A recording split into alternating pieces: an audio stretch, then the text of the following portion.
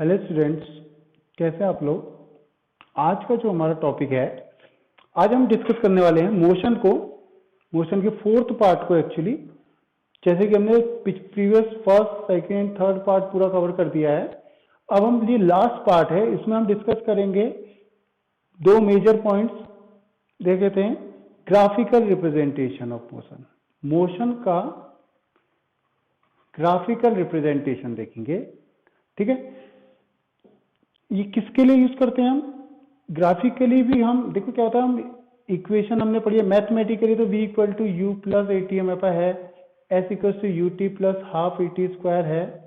ऐसे तीनों इक्वेशन है। मैथमेटिकली हम चीजों को निकाल सकते हैं, बट हम ग्राफ की हेल्प से भी speed, acceleration, distance in terms को हम कैलकुलेट कर सकते हैं। वो कैसे करेंगे, उसके लिए हमें ग्राफिकल रिप्रेजेंटेशन पढ़ना होगा। एक इस स्लाइड को थोड़ा सा बाद में डिस्कस करूंगा। हम ग्राफिकल रिप्रेजेंटेशन में आते हैं।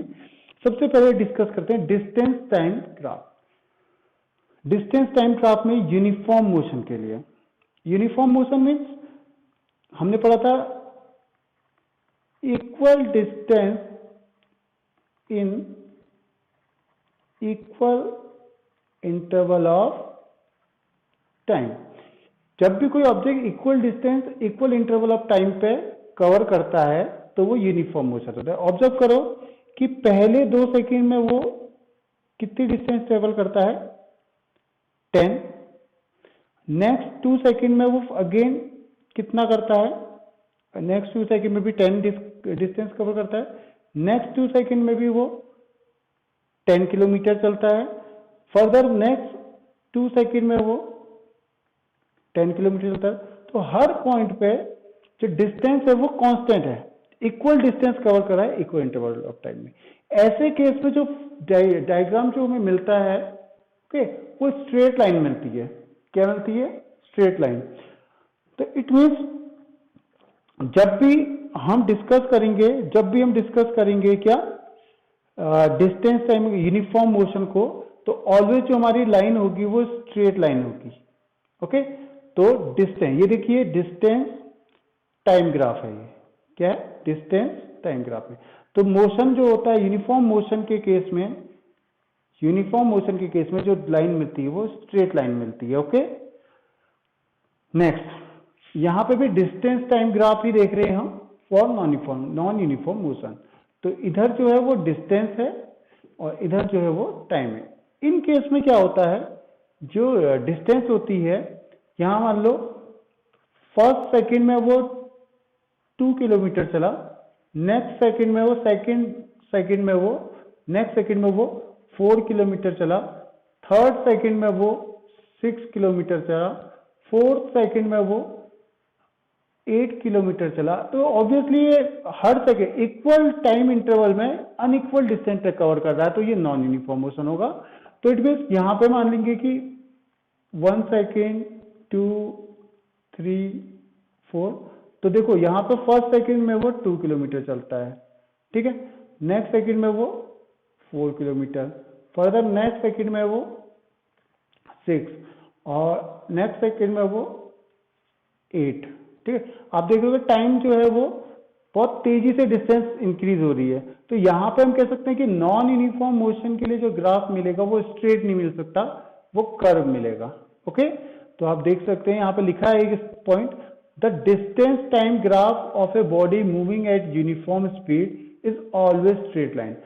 तो यूनिफॉर्म स्पीड के लिए, यूनिफॉर्म मोशन या यूनिफॉर्म स्पीड के लिए जो डिस्टेंस टाइम ग्राफ होगा वो क्या होगा?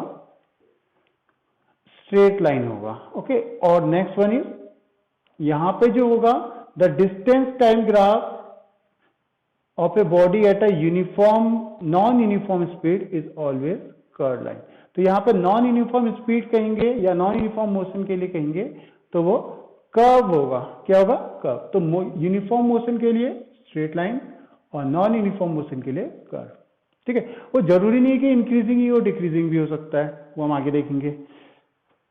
नेक्स्ट, जैसे हमने डिस्टेंस टाइम ग्राफ पढ़ा, अब वैसे ही हम क्या पढ़ने वाले हैं? Velocity time graph. इधर को वेलोसिटी इंक्रीज हो रही है, ठीक है, इधर को टाइम, इधर को टाइम, इधर को वेलोसिटी। अब सबसे पहले आता है व्हेन स्पीड रिमेन्स कांस्टेंट। ऐसी कंडीशन जब स्पीड कांस्टेंट हो। स्पीड कांस्टेंट मतलब टाइम तो इंक्रीज होगा बट जो स्पीड रहेगी वो सेम रहेगी। कैसे?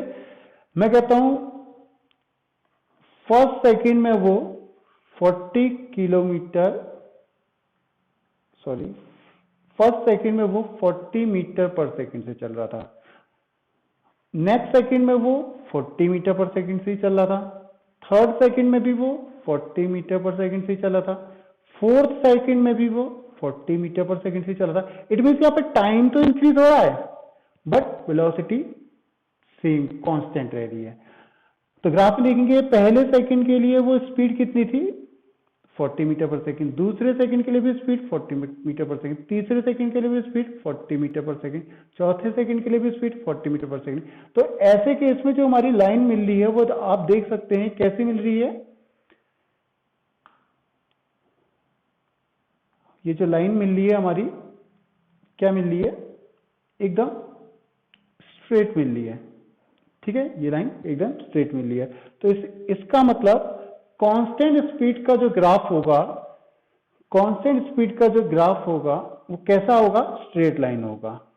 ठीक है, वेलोसिटी टाइम, तो जो ग्राफ मिलेगा वो क्या मिलेगा, स्ट्रेट लाइन मिला। ऐसा ग्राफ कहीं पे भी दिखे तो समझ जाइएगा ये क्या है, कांस्टेंट, सॉरी, कांस्टेंट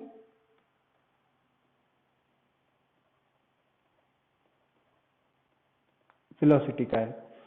अब एक और चीज ऑब्जर्व करने वाली है यहां पे, एक्सेलरेशन क्या होगा यहां पे। इन केस में एक्सेलरेशन क्या होगा, मैं इसको इनिशियल वेलोसिटी कह देता हूं, इसको फाइनल वेलोसिटी कहते हैं। इनिशियल वेलोसिटी यहां पे 0 है, फाइनल वेलोसिटी यहां पे, सॉरी, इनिशियल वेलोसिटी यहां पे 40 मीटर पर सेकंड है और फाइनल वेलोसिटी यहां पे 40 ही मीटर पर सेकंड है।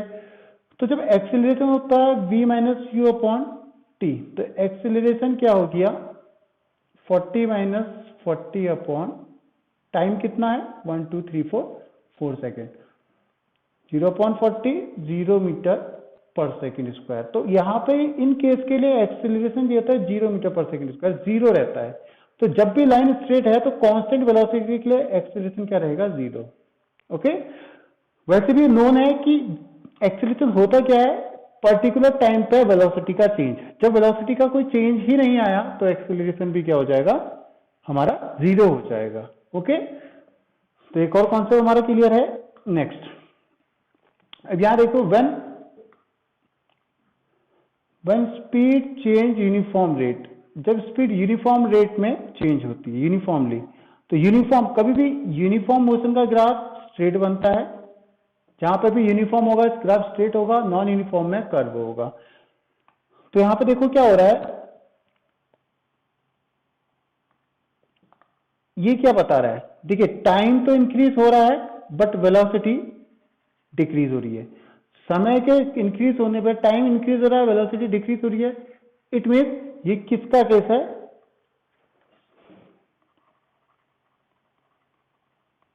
रिटार्डेशन। और स्ट्रेट लाइन है तो यूनिफॉर्म रिटार्डेशन। ठीक है, जब भी देखो मैं कहता हूं फर्स्ट सेकंड में वो 40 किलोमीटर पर आवर की स्पीड से था, नेक्स्ट सेकंड में वो 20 किलोमीटर पर आवर की स्पीड हो गया, थर्ड सेकंड में वो 0 किलोमीटर पर आवर की स्पीड में हो गया। इट मीन्स क्या हो रहा है, ये टाइम के साथ वेलोसिटी डिक्रीज हो रही है। यहाँ पे देख सकते हैं वेलोसिटी ये 40 है मान लो, यहाँ पे 20 हो गई, चलो यहाँ पे इसको आगे बढ़ाते तो यहाँ पे 0 हो गया। तो टाइम के साथ वेलोसिटी डिक्रीज कर रही है तो ये रिटार्डेशन है। और यहाँ पे टाइम के साथ वेलोसिटी इंक्रीज कर रही है तो ये क्या होगा, एक्सेलरेशन होगा। और ये एक्सेलरेशन कैसा होगा, स्ट्रेट लाइन है तो यूनिफॉर्म एक्सेलरेशन होगा। क्लियर है? आई होप आपको ग्राफ समझ में आ गए होंगे। ठीक है, एक क्विक रिकैप कर लेते हैं। ये कौन सा ग्राफ है, ठीक है, टाइम इंक्रीज हो रहा है बट वेलोसिटी सेम रह रही है, तो ये कांस्टेंट वेलोसिटी का ग्राफ है, एक्सेलरेशन यहां पे 0 होगा। नेक्स्ट, सॉरी, हाँ, एक्सेलरेशन 0 होगा। उसका वेलोसिटी टाइम ग्राफ है, क्या हो रहा है, सीधा जा रहा है, तो यहाँ पे क्या होगा,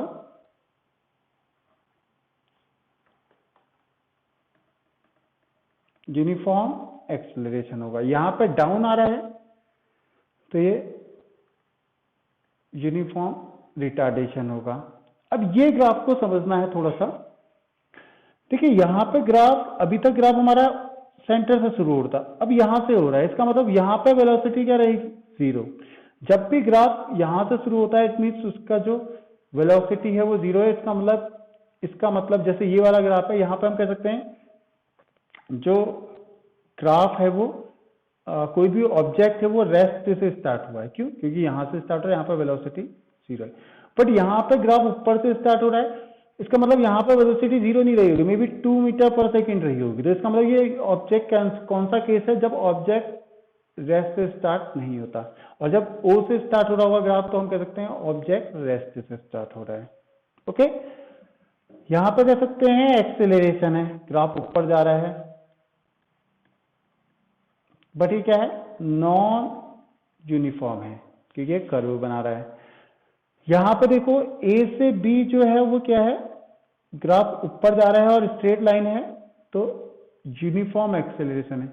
यहां पे कह सकते हैं हम कांस्टेंट एक्सेलरेशन है, नहीं सॉरी कांस्टेंट वेलोसिटी है, और यहां पे स्ट्रेट लाइन में नीचे आ रहा है तो यूनिफॉर्म रिटार्डेशन है। तो हमने ग्राफ सारे सीख लिए हैं, ठीक है। तो हमें ग्राफ आ चुके हैं, और थोड़ा सा प्रैक्टिस कीजिएगा, अगर कहीं पे भी कंफ्यूजन होता है तो कमेंट बॉक्स में आप पूछ सकते हैं, या फिर हमारी जब लाइव क्लास चलेगी तो वहां पे हम डिस्कस कर सकते हैं अगेन। ओके, अब सवाल ये उठता है कि derivation of the equations of motion graphically. अब ग्राफिकली कैसे हम इक्वेशन ऑफ मोशंस को डिराइव करेंगे, ठीक है। स्टार्ट करते हैं। पहले हमें अंडरस्टैंड करना होगा ग्राफ, और ये ग्राफ जो ये ग्राफ को समझ गया, जो ये ग्राफ को समझ गया उसकी तीनों equation of motion easily solve हो जाएंगी। ओके, देखिए ग्राफ क्या बता रहा है कि यहां पे जो है इसकी इनिशियल वेलोसिटी है u है, और ये एक्सेलरेट करता है। अब सोचो अगर ये एक्सेलरेट नहीं करता तो ये सीधी लाइन देता, बट ये कर्व बना रहा है, यहाँ पे कुछ ना कुछ एंगल बना रहा है, तो ये एक्सेलरेट कर रहा है, इसलिए बी पे पहुंचा। जैसे ही ए से बी पे पहुंचा तो इसकी वेलोसिटी हो गई ये, इसको हम फाइनल वेलोसिटी कह देते हैं। ओके, तो मैं कह सकता हूं यहां से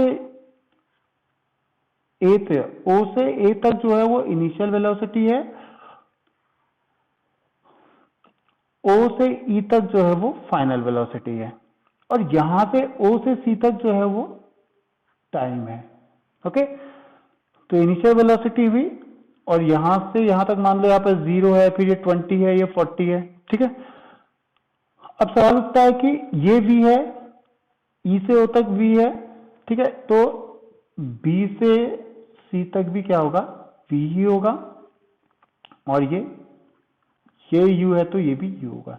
तो bd क्या होगा हमारा, अगर हम टोटल में से इसको हटा देंगे तो हमारा bd बचेगा। इट मीन्स टोटल हमारा v है और bd हमारा u है, तो ये हो जाएगा हमारा यहां से यहां तक v माइनस u। ओके, चलिए शुरू करते हैं, और ये भी t क्लियर है। अब देखिए क्या होगा, हम क्या करेंगे, फर्स्ट इक्वेशन ऑफ मोशन में पहुंचते हैं। फर्स्ट इक्वेशन ऑफ मोशन में हमने करना है v equal to u plus a t, ये स्मॉल ए होगा, सॉरी, प्रूव करने की कोशिश करते हैं। तो हम लिखेंगे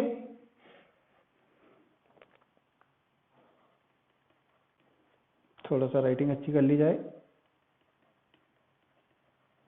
acceleration of line A B. ये जो ए बी लाइन है उसका एक्सेलरेशन कितना है हमारा, कितना होगा, slope of the line. Slope क्या होता है, एक्चुअली स्लोप होता है कितना इसमें एंगल बन रहा है। ये अगर स्ट्रेट होता तो हम स्लोप नहीं कहते, कितना ढलान उसमें बन रही है। तो जितना ज्यादा एंगल बढ़ाएंगे वो उतना ज्यादा उसमें ढलान बढ़ती चली जाएगी।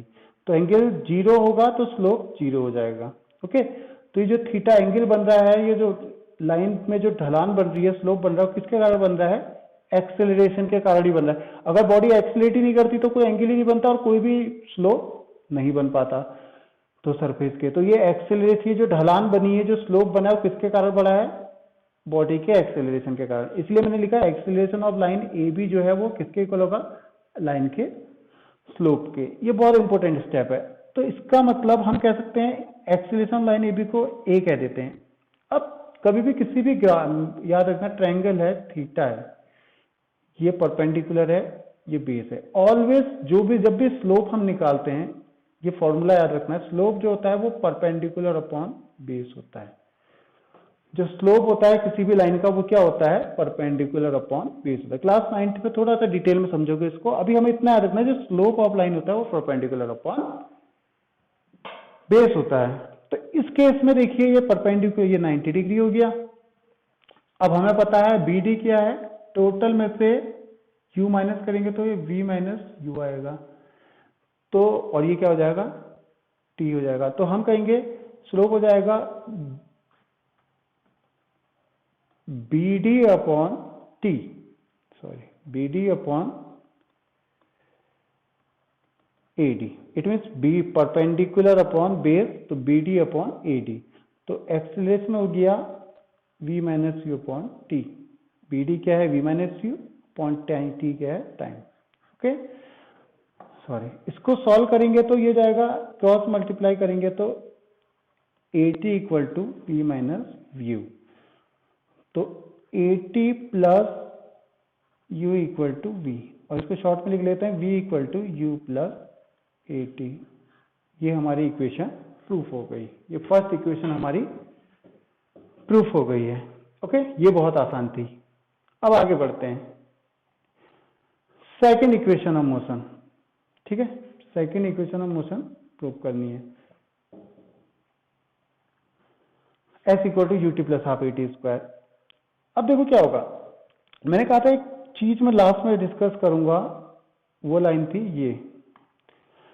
जब भी ये जो किसी भी ग्राफ का जो स्लोप होता है वो एक्सेलरेशन को इंडिकेट करता है। अभी हमने देख लिया स्लोप, किसी भी लाइन पर स्लोप क्यों बन रहा है, एंगल क्यों बन रहा है, ठीक है, वो इसलिए बन रहा है जब वो गाड़ी एक्सेलरेट कर रही है। तो स्लोप जो होता है एक्सेलरेशन को इंडिकेट करता है। एरिया जो है, कभी भी किसी ग्राफ का एरिया जो है वो डिस्प्लेसमेंट को क्या करता है? इंडिकेट करता है। बहुत इंपॉर्टेंट है। तो एरिया क्या है? डिस्प्लेसमेंट को कवर करता है। तो इस केस में हम कह सकते हैं, जब हमें इसको सॉल्व करना है तो देखो पहले मैं लिखता हूं, ये क्या होगा? v माइनस यू, यहां से यहां तक, ये क्या होगा? ठीक है, ये क्या होगा? t। इन शॉर्ट में इसको ऐसा करते हैं, ये t हो गया, ये v हो गया। ओके, अब यहां पे हम ले लेंगे ये ग्राफ कितना एरिया कवर कर रहा है। ये एरिया कितना कवर कर रहा है वो देख लेते हैं। ये जो एरिया है वो ये है,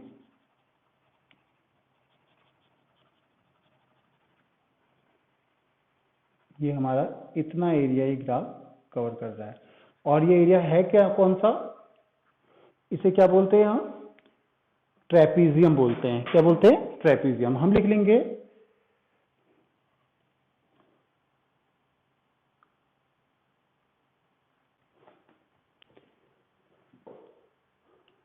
हम लिख लेते हैं, मोस्ट इंपोर्टेंट लाइन है, एरिया ऑफ ट्रेपीजियम। ठीक है, क्या है? A B C O, A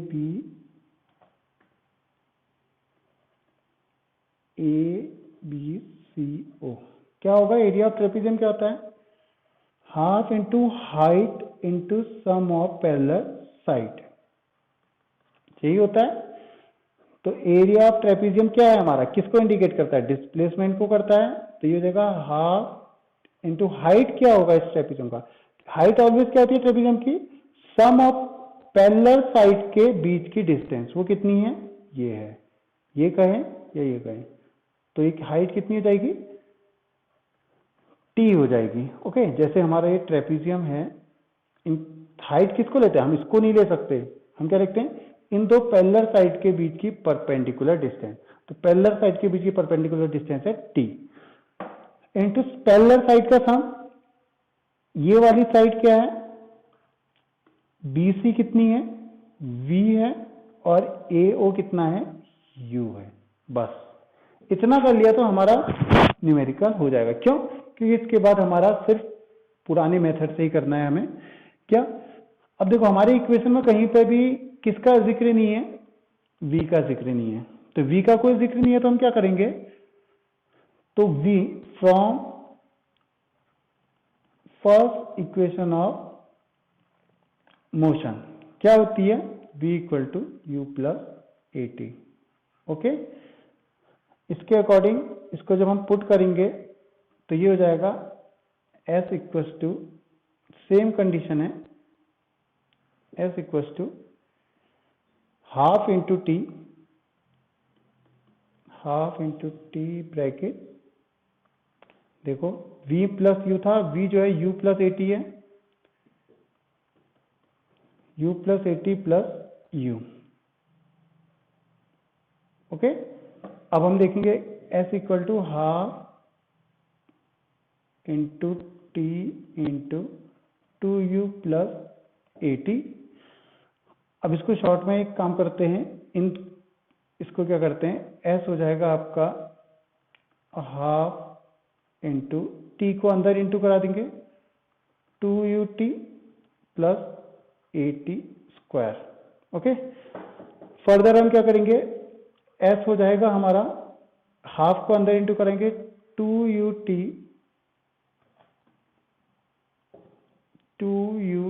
upon 2 plus AT square upon 2।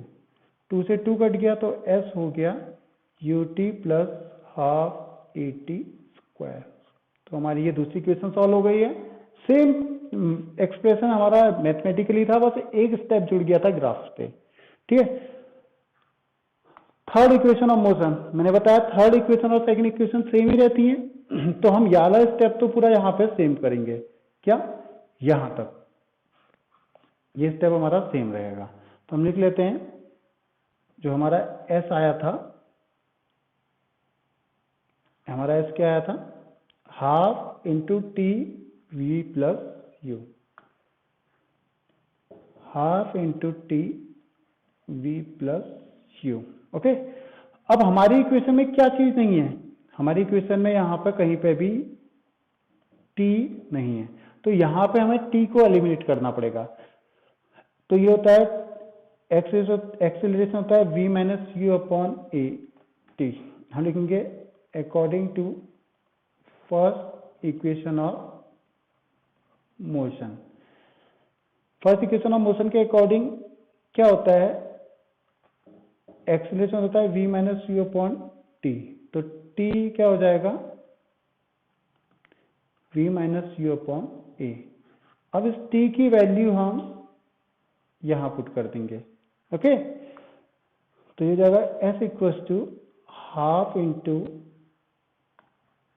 T की वजह v minus you upon a, v minus you upon a into v plus u, v plus u। Okay, अब ये हो जाएगा s इक्वल टू 1 अपॉन, या ऐसा करते हैं v plus u, v minus you upon 2a। तो ये 2as हो जाएगा क्रॉस मल्टीप्लाई करने में। v plus u minus u क्या होता है, a plus b, a minus b होता है a square, a plus b, a minus b जो होता है हमारा a square minus b square होता है। तो v plus u, v minus u भी क्या होगा, v square minus u square. तो यहाँ पे हमने पूरे टर्म को v square minus u square लिख लिया। तो हमें प्रूफ करना था। Okay, v square minus u square, और चाहो तो इसको क्या करेंगे, इनने क्या कर दिया है 2as plus u square equal to p लिख दिया है, तो दोनों की इक्वेशन सेम ही है। ओके, तो हमें तीसरी इक्वेशन भी सॉल्व हो गई ग्राफिकल मेथड से। हुआ एग्जाम में कैसे आएगा, कहेगा drive the equation of motion. ये अगर बोलता है तो हम किसी भी मेथड से कर सकते हैं, बट अगर वो कह देता है, स्पेसिफाई कर देता है कि बाय ग्राफिकली, तो हमें ग्राफिकल मेथड से करना पड़ेगा। और इसके लिए हमारा ग्राफ को समझना बहुत जरूरी है, जैसे कि मैंने समझा दिया। अगर अभी भी कोई दिक्कत होती तो आप पूछ सकते हैं। और ये चैप्टर हो गया है ओवर। नेक्स्ट चैप्टर हमारा केमिस्ट्री का फर्स्ट चैप्टर हमारा है स्टेट्स ऑफ मैटर, और सेकंड चैप्टर है is matter around us pure. ये is matter around us pure, क्या मैटर हमारे अराउंड जो है वो प्योर है या इम्प्योर है, उसको जानेंगे हम नेक्स्ट चैप्टर पे। न्यूमेरिकल की क्लास में लाइव वीडियोस में लूंगा। ओके, आप अटेंड कर लीजिएगा। और आप मेरे नंबर पे 7017384108 मैसेज कर सकते हैं, मैं आपको प्रैक्टिस क्वेश्चंस प्रोवाइड करा दूंगा। और अगर वीडियो अच्छी लगी तो प्लीज सब्सक्राइब करिए और शेयर करिए अपने फ्रेंड्स के साथ। Thank you so much.